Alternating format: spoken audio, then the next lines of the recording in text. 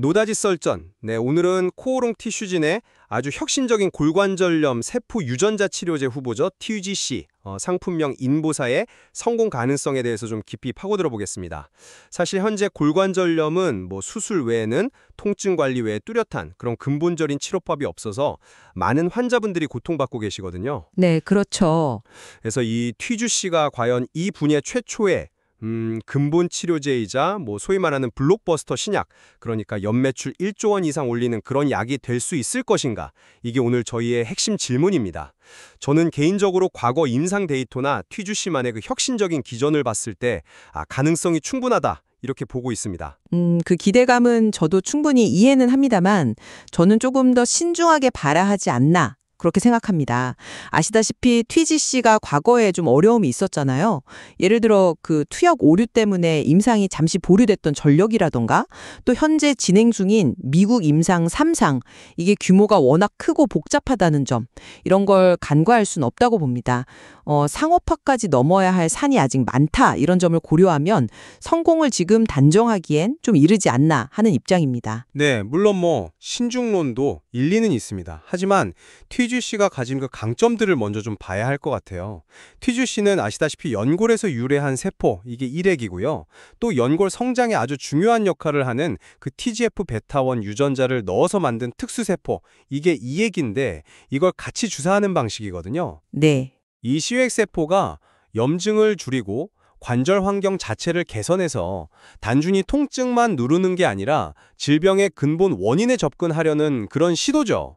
이게 바로 근본 치료제, 즉 DMOAD로서의 기대가치가 높은 이유입니다.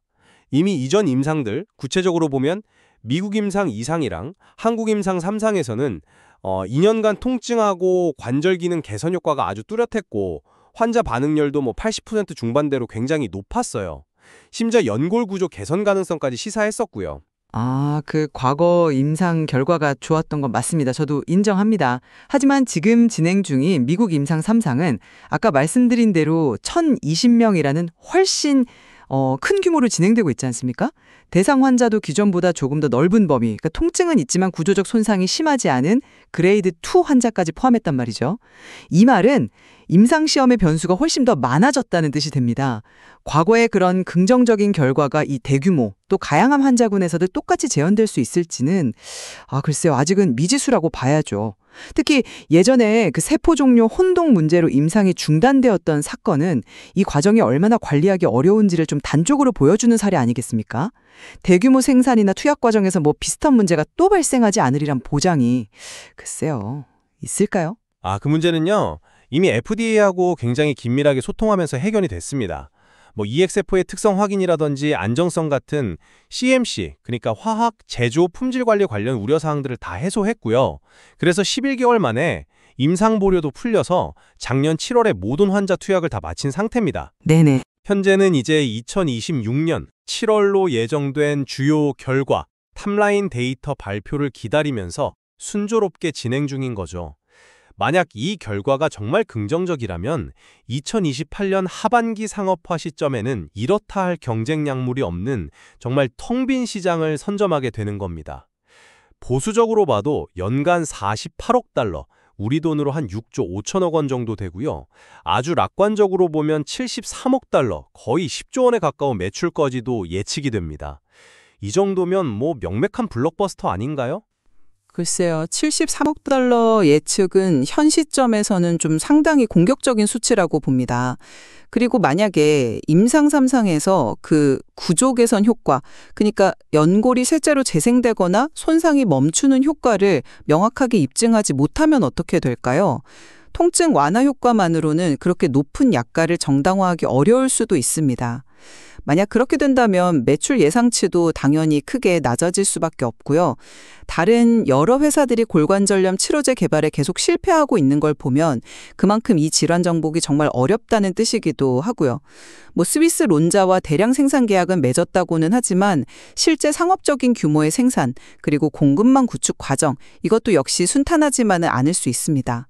아직 2028년 하반기까지는 시간이 꽤 남아있죠. 하지만 FDA 허가를 받게 되면 TGC는 12년이라는 아주 긴 시간 동안 시장 독점권을 확보합니다.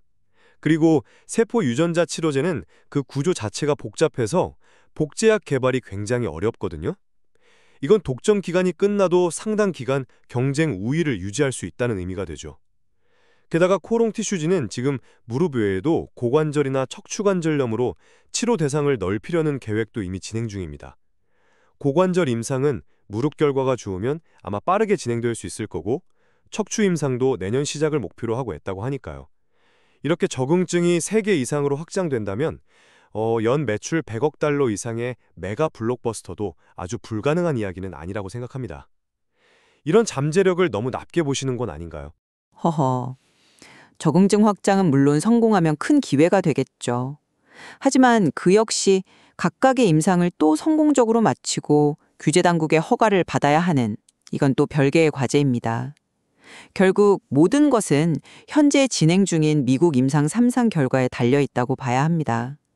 이 대규모 임상에서 과거 데이터가 재현되지 못한다면 말씀하신 모든 후속 계획은 사실상 의미를 잃게 될 수도 있습니다. 그리고 또 상업화를 위한 막대한 자금 조달 문제라든지 생산 공정의 안정화, 또 실제 병원에서 의사들이 이 새로운 치료법을 과연 어떻게 받아들일지 이런 현실적인 문제들도 여전히 남아있다고 봅니다. 네, 정리하자면 저는 TGC가 과거 임상에서 보여준 그 명확한 효과, 그리고 해결된 규제 이슈, 또 경쟁 없는 시장 환경과 높은 확장성, 이런 점들을 고려할 때 골관절염 치료에 정말 새로운 시대를 열 가능성이 매우 높다고 판단합니다. 2026년 7월에 발표될 임상 3상 주요 결과가 그 증거를 보여줄 것이라고 기대하고 있습니다. 저는 과거 데이터가 유망했던 것은 사실이나 대규모 3상 결과의 불확실성, 또 과거 임상관리 문제 전력, 그리고 구조 개선 효과 입증이라는 높은 허들, 마지막으로 상업화까지 남은 시간과 여러 과제들을 볼 때 여전히 좀 신중한 자세를 유지해야 한다고 봅니다. 경쟁자가 없다는 것이 기회인 동시에 어떻게 보면 그만큼 이 분야가 어렵다는 방증일 수도 있겠습니다. 네, TGC가 골만절염이라는 이 난제를 극복하고 새로운 치료의 지평을 열게 될지 아니면 신약 개발의 높은 벽을 다시 한번 확인시켜 줄지 그 향방은 결국 내년에 나올 임상 3상 결과에 크게 좌우될 것으로 보입니다. 그렇습니다. 그래서 코오롱 티슈진의 앞으로의 행보를 저희가 계속해서 주목해야 할 이유이기도 하고요. 오늘 논의한 것 외에도 살펴볼 점들이 더 많이 있습니다.